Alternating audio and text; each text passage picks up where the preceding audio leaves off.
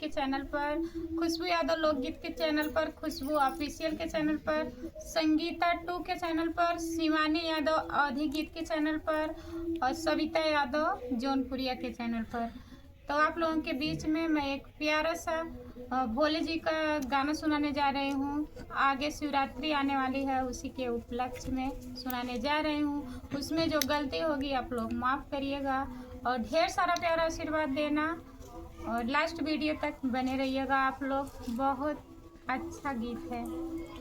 काशी के रहवैया हमारे भोला, काशी के रहवैया हमारे भोला, हमारे भोला जी के कानो नहीं है, हमारे भोला जी के कानो नहीं है, सबसे ज्यादा सुनवैया हमारे भोला, सबसे ज्यादा सुनवैया हमारे भोला, काशी के रहवैया हमारे भोला, काशी के रहवैया हमारे भोला, हमारे भोला जी के आँखों नहीं है, हमारे भोला जी के आँखों नहीं है, सबसे ज्यादा देखवैया हमारे भोला, सबसे ज्यादा।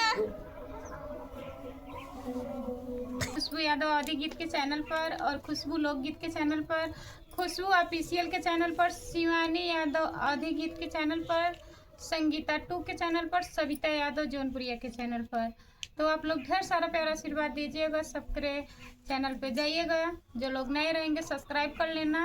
और आप लोगों के बीच में हम लोग एक प्यारा सा भोले जी का गीत सुनाने जा रहे हूँ, क्योंकि आगे शिवरात्रि आने वाली है, उसी के उपलक्ष्य में।